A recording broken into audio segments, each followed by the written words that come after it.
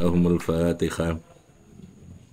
A'udzubillahi minasyaitonir rajim. Bismillahirrahmanirrahim.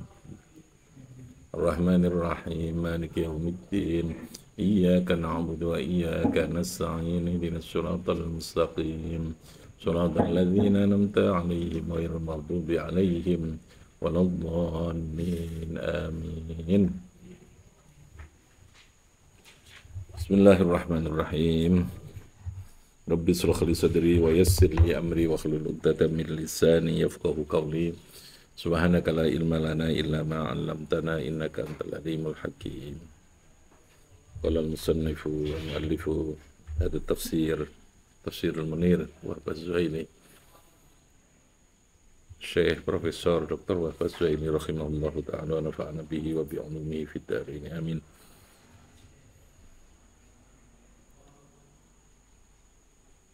Kita teruskan, masih surat Kahfi dalam ayat yang pertama, kedua, dan ketiga. Menafsirkan sampai ayat ke-8. Ini berbicara tentang kaifiyatul hamdi was sana'i 'alallahi ta'ala wa mahamil Qur'anil 'azim. Berbicara tentang tata cara bagaimana kita memuji dan mengagungkan kepada Allah, lalu memahami tentang betapa pentingnya, betapa mulianya, agungnya Al-Quran bagi kehidupan kita ini. Alhamdulillahilladzi anzala ala abdihil kitab wa lam yaj'al lahu 'iwaja qayyiman liyunzira ba'san syadidan min ladunhu wa yubashshiral mu'minina alladzina ya'maluna as-salihati anna lahum ajran hasana. Baca ini dulu.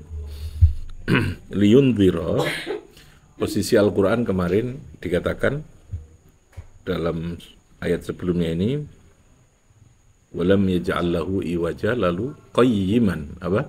Qayyiman. Liyunzira, untuk apa Al-Quran diturunkan? Liyunzira ay liyukhawwifa bil kitabi. Liyukhawwifa, supaya memperingatkan. Meden-meden itu maksudnya memperingatkan. Sapa Allah bil kitab, dengan Al-Quran, al-kafirina, ing orang-orang yang kafir.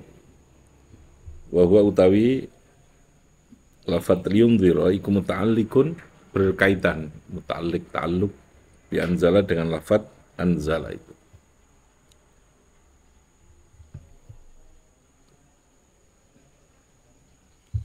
Ba'san, diperingatkan tentang apa? Ba'san ay azaban fil akhirah.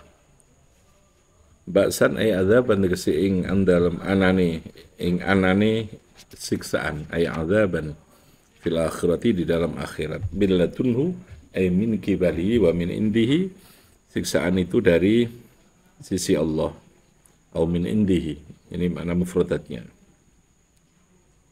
Hadful maf'ulil awal li fi'li yunzira.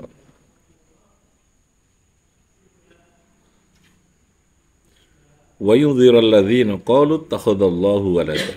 Wa yunzira, lan memperingatkan apa Al-Quran, alladzina ing wong akeh qalu yang berkata sapa alladzina, ittakhadha, menjadikan sapa Allahu waladan ing anak.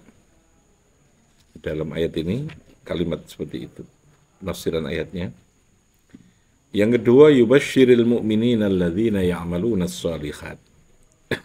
Yang kedua, dengan Al-Quran Allah memberikan berita gembira, namanya basyiran. Apa namanya? Basyir.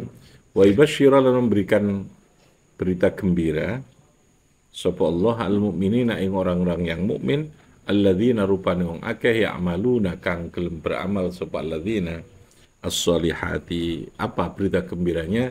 Anna lahum ajran hasana. Anna lahum, saat temne iku lahum, tetap kedui mukminin. Anna lahum, saat temne lahum iku tetap kedui mukminin, ajran utawi fahala hasanan kang bagus. Apa ajrul hasan? Wal ajrul hasanu iku al jannah. Jadi imbalan atau pahala yang baik itu adalah surga. Ma lahum bihi bihadzal qaul ay bi ittikhadil walad. Ma lahum ra'ana lahum kedui alladzina kafaru bihi, dengan ucapan ucapan tadi itu, takhadallahu walada au bittikhadil walad wala liabaihim, dan juga tidak ada bagi abaihim, para orang tua pendahulunya. Wal makna annahum yaquluna an jahlin mufritin wa tawahumin kadhibin. Mereka ketika mengatakan bahwa ittakhadallahu waladan, ya, itu karena mereka tidak sama sekali tanpa dasar, tanpa ilmu. Annahum yaquluna, mereka berkata min jahlin mufrid, dari kebodohan yang sangat dalam, jahlin mufrid. Wa tawahumin kadhibin, dan persepsi dugaan yang sangat menyesatkan, yang sangat tidak benar, bohong. Au taqlidan, atau mereka mengikuti taklid. Lima sami'uhu min awailihim, dari orang-orang yang terdahulu mereka. Jadi ada proses yang menyangkut tentang mewariskan tradisi, pemahaman, kesalahpahaman, kebohongan, ketidaktahuan, lalu diteruskan oleh generasi berikutnya. Makanya di situ secara ilmu dakwah atau ilmu fikih dakwahnya, kita harus punya keberanian untuk memotong terhadap sesuatu tradisi dan kebiasaan yang tidak baik, tradisi yang menyesatkan, tradisi yang tanpa ilmu, tradisi yang tanpa adanya dasar-dasar, ya, pemahaman yang benar itu. Jadi tradisi itu menjadi kebutuhan, tapi harus tradisi yang baik gitu ya. Namanya adat, kebiasaan yang ma'ruf. Ma'ruf itu artinya sesuatu yang ditradisikan, yang dalam bentuk kebaikan. Mentradisikan kebaikan itu yang harus kita jaga, terus kita teruskan. Tapi ketika adat itu adalah yukhalifu asyar, yang bertentangan dengan syariat, maka dia harus kita potong, harus berani melakukan perlawanan atas sebuah tradisi, kebiasaan, baik dalam bentuk perilaku, kebijakan, gitu ya. Dalam dunia pendidikan itu ya kebijakan. Tradisi pendidikan, tradisi birokrasi, kebijakan dalam sistem pendidikan yang tidak baik. Harus berani untuk melakukan perlawanan itu. Yowes ketbian wis gini kiwis, gitu. Kalimat seperti itu sesungguhnya sudah ada sejak zaman dulu ketika Nabi menyampaikan. Jadi orang karena kebodohan, atau karena gengsi, atau karena ingin menjaga hegemoni dia, ya, power yang dia miliki atas monopoli terhadap masyarakat, itu biasanya akan menjaga sesuatu, mempertahankan sesuatu yang sesungguhnya sudah tidak rasional. Sesungguhnya yang sudah tidak lagi sesuai dengan agama, dengan nurani masyarakat itu. Yang saya katakan salah kaprah itu ya. Salah kaprah itu ya kalimat ini. Mereka mengambil min awailihim, dari para pemuka terdahulunya. Nah, Nabi pada posisi itu melakukan proses memotong gitu ya, menghilangkan, memotong, lalu mencarikan alternatif kebaikan-kebaikan di luar apa yang telah terjadi dengan salah kaprah itu. Au taqlidan di masa itu. Kaburat kalimatan ay azumat, sangat besar resiko dosa. Wal maksusu bidzammi makhdhufun ay maqalatuhum al madhkurah. Maqalah, ucapan mereka terkait dengan Tuhan dari ittakhadallahu walada, itu adalah ucapan yang azumat. Kaburat kalimatun, kalimat yang punya beban dosa, yang punya akibat dosa yang sangat berat sekali. Kaburat kalimatun.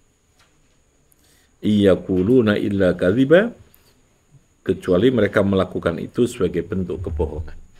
Kebohongan. Aima yaquluna fi dzalika illa maqulan kadziban. Kecuali itu adalah ucapan-ucapan yang penuh dengan kebohongan itu. Bakhiun ay muhlikun nafsaka aw qatiluha. Bakhi itu artinya menghancurkan. Ucapan dan pemikiran yang seperti itu akan cenderung bisa menghancurkan terhadap dirinya sendiri. ala atharihim. Atharihim itu min ba'dihim. Jadi melakukan sesuatu yang lalu sesuatu itu menjadi tradisi yang diikuti oleh generasi berikutnya. Kalau sesuatu itu nggak benar, itu baghi. Baghi itu bisa menghancurkan pada generasi berikutnya. Makanya kan Nabi itu dua pilihan. Anda kalau menjadi orang yang inovator, menjadi orang yang punya kreativitas, punya inovasi untuk melakukan sesuatu, jadilah inovasi yang hasanatan, sanna sunnatan hasanatan. Itu baru, nanti akan menjadi jariah itu. Tapi kebalikannya, kalau kita melakukan sesuatu, inovasi itu menjadikan orang melakukan ketidakbaikan, membangun tradisi yang tidak baik, ya, maka itu akan menjadi kaburat kalimah, menjadi beban, menjadi pemikiran yang betul-betul akan berisiko besar. Untuk siapa? Untuk para generasi setelahnya. Ala atharihim. Atharihim itu para penerus gitu ya, generasi berikutnya. Jadi makanya harus berusaha untuk mentradisikan tradisi yang baik. Tradisi itu kebiasaan. Dalam semua hal. Ya kalau kita sebagai guru, sebagai orang yang berada dalam institusi pendidikan, ya mentradisikan, membangun sebuah tradisi kebaikan. Bagaimana sih belajar yang benar, bagaimana sih cara membangun keilmuan yang benar, membangun mindset, membangun masa depan anak, dan seterusnya. Itu ya. Harus dimulai dengan tradisi yang baik. Membangun tradisi yang baik itu diperlukan keikhlasan. Tidak punya kepentingan gitu loh. Biasanya orang ketika sudah tersandra atau orientasinya itu sudah pada target-target tertentu yang bersifat duniawi, maka dia cenderung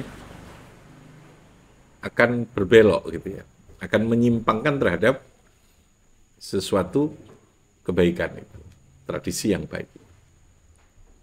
Karena sudah khadun nafas ya, sudah. Engkau aku nek ngene engkau piye sekolahku gak payu. Itu berarti sudah khadun nafas ya. Dia berbicara tentang kepentingan. Golek murid, golek iki, golek penggawean dan macam-macam. Padahal untuk bisa mendapatkan itu semua tidak perlu harus melakukan itu gitu. Keistiqomahan untuk melakukan sesuatu yang kita yakini benar dan memang benar secara keilmuan. Paham ya? Justru itu agak yang menciptakan sesuatu kebaikan untuk semua secara permanen gitu ya. Secara permanen. Karena orang pasti akan kembali kepada nurani gitu ya. Kembali kepada apa? Nurani gitu. Orang mungkin bisa berhasil dengan menipu ketika dia menjadi seorang pengusaha, pedagang, politisi, mungkin dia bisa menang. Menjadi seorang yang mengelola lembaga, menjadi guru, mungkin dia bisa berhasil menarik orang, tapi itu akan sesaat, akan ada batas waktu. Karena orang pasti akan kembali kepada nurani. Loh kok ini terus gitu? Kok dadi ini kayak gini? Kan pasti begitu. Jadi begitu. Makanya memotong sebuah tradisi, memotong sebuah kebiasaan yang tidak baik itu perlu kekuatan. Tadi saya katakan keikhlasan, istiqomah, kontinu, dan terus kita tidak bisa mundur. Sudah serahkan kepada Gusti Allah. Gitu. Yang terjadi itu apa nanti? Nah, ketika itu kita lakukan secara benar, secara baik, maka kita yakin bahwa itu yang benar, kebaikan yang kita lakukan secara istiqomah itu pasti akan menghasilkan sesuatu kebaikan. Kebaikan itu dalam semua apa saja gitu ya. Kebaikan itu ya kesejahteraan bisa masuk di dalamnya. Ya, lalu kemudian hasil generasi yang betul-betul baik itu akan menjadi satu tradisi yang terus bisa kita panen dalam waktu yang tidak terbatas gitu ya, tidak terbatas. Karena di situ nurani. Kebaikan itu nurani, kebaikan. Itu maksudnya begitu. Tapi kalau itu kebohongan tadi, baghi akan menghancurkan ala atharihim pada generasi-generasi berikutnya. Mim ba'dihim, mim ba'di tawallihim anil iman. Al-hadis ay al-Quran, asafan ay ghaizan wa hazanan minka li khirsika ala imanihim. Jadi Nabi itu Nabi itu punya motivasi yang sangat kuat untuk menjadikan hambanya itu beriman. Nabi itu kadang sampai pada tingkat merasa gelo ya, kalau bisa dikatakan. Merasa gelo, merasa ya kalau kalau kita mungkin sudah merasa sampai capek gitu ya. Lalu Nabi itu dihibur oleh Gusti Allah. Sudah Muhammad, tidak usah kamu merasa gelo, tidak usah capek, tidak usah putus asa. Kalau putus asa pada Nabi itu kan tidak mungkin ya. Tidak usah kamu merasa gelo mangkel kalau mereka tidak mau beriman. Wong andai kata saya mau itu bisa kok tanpa kamu berdakwah, tanpa apa saya jadikan iman semua itu bisa kok. Tapi justru disitulah letaknya nilai dan ujian kamu, nilai daripada sebuah perjuangan, keberhasilan kamu ketika bisa melakukan sesuatu kebaikan itu, menyampaikan itu. Makanya saya katakan orang itu harus tetap memahami pada batas maksimal yang bisa kita lakukan, lalu selebihnya itu sudah menjadi wilayahnya Gusti Allah. Makanya yang bisa kita lakukan kalau kita sebagai guru, sebagai seorang pengajar, sebagai ustadz, sebagai kiai, ya kita melakukan yang terbaik. Tapi kita paham betul bahwa ikhtiar yang kita lakukan yang terbaik itu tetap ada batas. Di mana di situ kita tidak lagi punya wilayah untuk masuk di dalamnya, ini wilayah Gusti Allah. Apa itu? Wilayah dadekno arek pinter, dadekno wong apik. Kalau sudah wilayah itu hidayatul taufik wal maunah, itu wilayah Gusti Allah. Kita ini hidayahnya hidayatul ta'lim, hidayatul din, hidayatul akal, sebatas itu wilayah kita. Mengelola akal, mengelola pikiran, memahamkan gitu loh ya. Mari ngono wong dadi arek iku dadi api opo gak sudah bukan wilayah kita. Kita hanya bisa berdoa, berharap, berdoa dan terus mendoakan.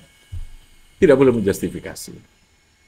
Ya, bisa jadi dia keluar dalam keadaan menurut pandangan kita gagal, ya, karena dikeluarkan nggak bisa menjadi belum, tapi katakan belum bisa menjadi baik.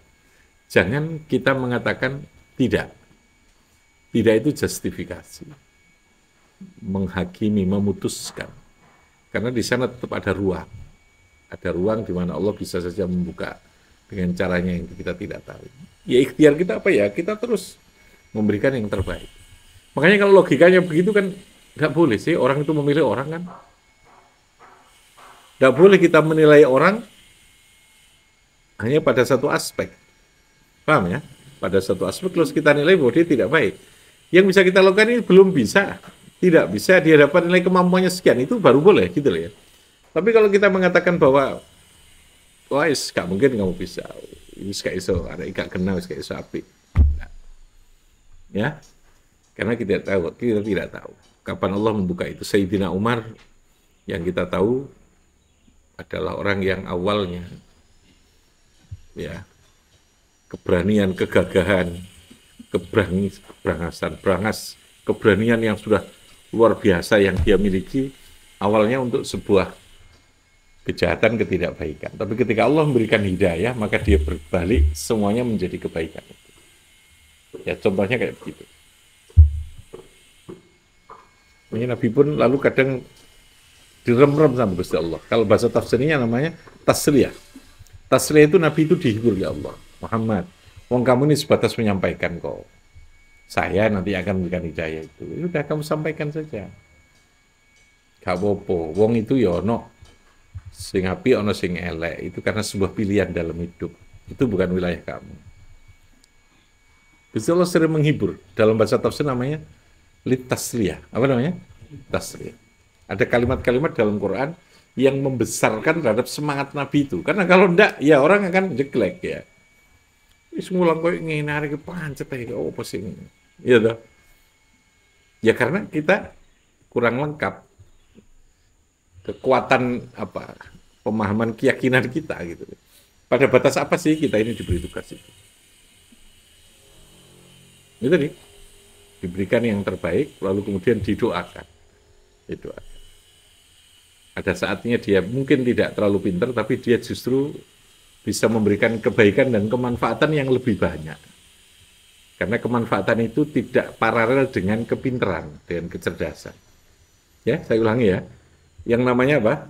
Orang bisa beri manfaat, bisa memberikan kebaikan, bermanfaat, berguna, istilahnya ya. Berguna dalam kehidupan itu tidak selamanya paralel dengan apa? Dengan kecerdasan, dengan akademik, dengan gelar, dengan ranking, dengan tidak selamanya paralel. Tidak selamanya apa? Artinya apa? Untuk menjadi baik dan menjadi orang yang bermanfaat itu bisa dilakukan, dimiliki oleh siapa saja. Tanpa terkait dengan persoalan yang bersifat kognitif, kecerdasan. Tujuan mencari ilmu kan kebaikan. Kalau itu tujuannya, kenapa kita memaksa dan putus asa ketika kita tidak bisa menterna orang karena minter? Kalau baik itu bisa semua orang sesungguhnya.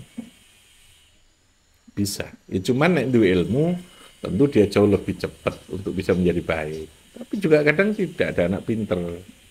Kecerdasannya bagus, tapi perilakunya dia tidak baik. Ya bisa jadi belum dapat hidayah untuk itu gitu. Bahkan Nabi itu sampai membesarkan orang yang masuk surga itu banyak orang yang bodoh. Al-bulu. Artinya ada keseimbangan gitu loh ya.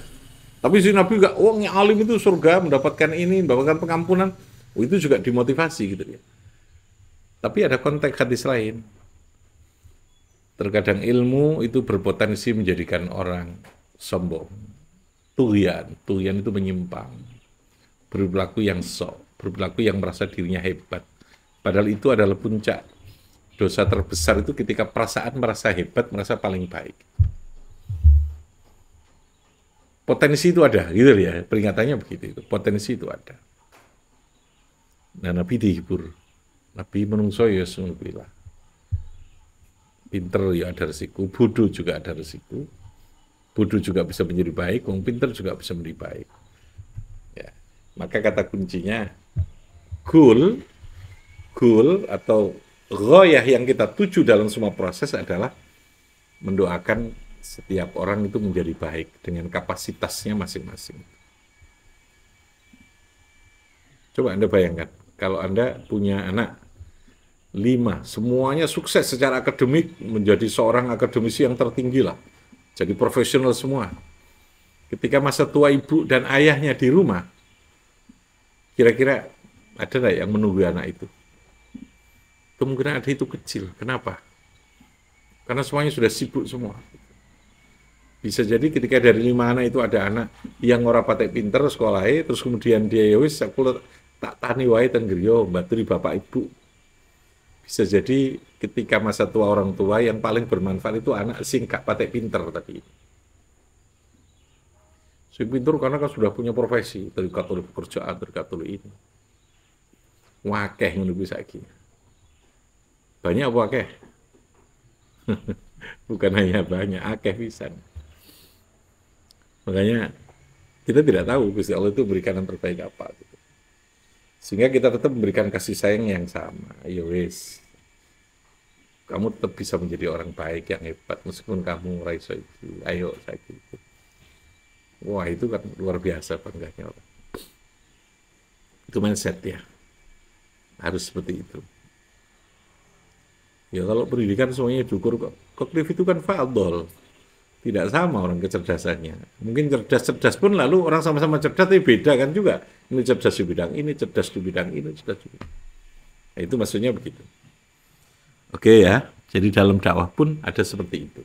Seperti sekarang Habib Umar yang nanti datang ke tepi ilmu itu persis pemahaman utuh secara Quran itu ya itu sudah. Ya, sudah seperti itu. Damai. Jadi kalau orang punya masa dulu itu kan damai gitu. Karena tidak ada orang yang kita anggap kerdil, kita anggap dia kelas yang harus kita anggap remeh dan seterusnya, yang kita musuhi, apalagi yang kita mau kita binasakan, kita bom macam-macam gitu ya. Kalau tadi itu ada batas yang kita pahami dalam ikhtiar yang harus kita lakukan. Oke. Ma'al al-ard minal khayawan wan nabat asafan ay ghaidan wa hazanan minka. Nabi sampai seperti itu. Ini masih penafsiran mufradat ya.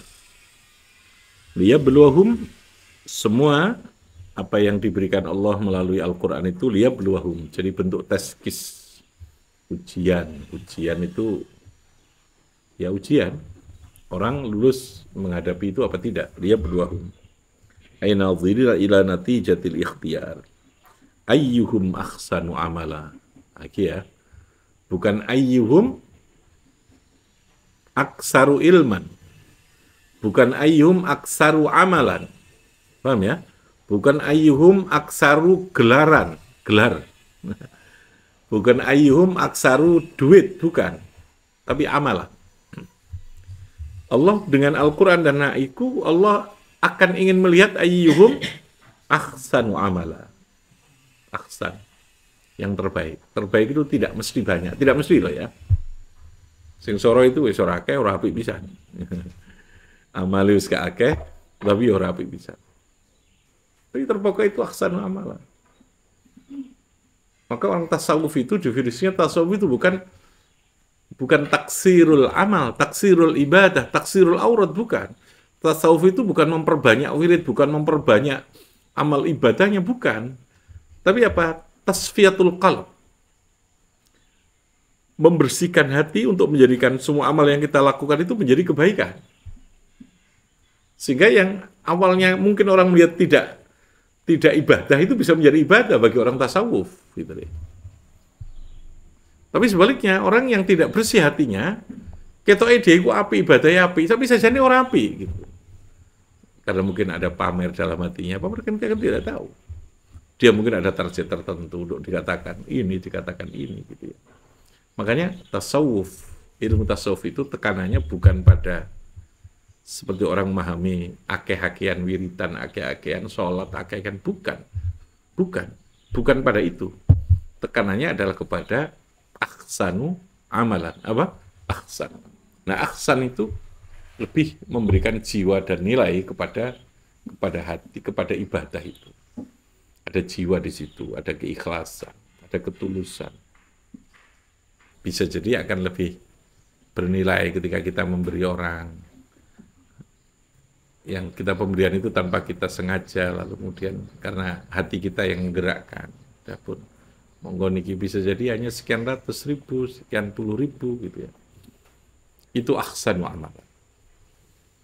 Ya. Makanya apa yang dalam Al-Qur'an tadi dikatakan sebagai bentuk indzar dan tabsyir, lalu pada ujungnya adalah linabluwahum ayyuhum ahsanu amalan. Fitah. Tidak iso ya aksar dan aksan. Nah iso ya. Nah iso boh aksar dan aksan. Tapi minimalnya kalau kita tidak bisa aksan. Sesungguhnya aksan itu bisa kok kalau kita paham. Karena semua yang kita lakukan itu bisa menjadi amal. Paham ya? Bisa menjadi apa? Amal. Nggawe no kopi bojo, masak, kerja macul, kerja no kantor. Paham ya? Opo wae bisa menjadi amal, ibadah, aksan. Tadi itu. Ya Nabi SAW mengatakan banyak amal yang kita indunya jadi akhirat. Yang akhirat jadi indunya. Itu karena ukurannya aksan tadi itu. Aksan. Di hati itu. Kiri ini, mesti ngamali aksan itu orang gampang mangkelan. Orang gampang, apa istilahnya? Orang gampang puri. Yang Jawa itu, gak gampang mangkelan, gak gampang puri, gak gampang tersinggung. Apa istilahnya kalau Jawa, gak baper ya? Baper itu apa? Banyak bertanya. Kalau perasa itu apa? Sensitif ya. Sensi kata orang. Nobody tersinggung gitu ya. Orang seperti Gus Dur kan tidak pernah tersinggung. Bahkan kalimat yang mencaci maki dengan kalimat yang sangat jelas itu pun tidak tersinggung. Bahasanya cuma kita jarno panjen iso ning ngono. Bayangkan coba. Wenteng kan kalau begitu. Jarno iso ning ngono. Kalau kita menanggapi dengan serius kan malah dianggap itu sesuatu yang hebat kan. Ben supaya kita ini gitu, iya jarno. Panjen iso ning ngono. Ngono kok dipikir ngono kok. Emang gua pikirin IGP ya, memang tak pikir, gitu ya. Banyak kan? Itu sebenarnya tasawuf kelas tinggi, gitu ya. Tasawuf kelas tinggi. Itu kan udah, wah, gampang tersinggung. Harga diri, bolak-balik harga diri ya. Itu cirinya orang masih kelasnya belum kelas hebat. Makanya orang ketika semakin punya ilmu, dia sama suami sama istri yang sama-sama berilmu, dia tidak akan pernah tersinggung pada istrinya. Yang gampang tersinggung itu karena itu. Diri hatinya ini yang belum betul-betul bersih. Gitu ya. Belum bersih.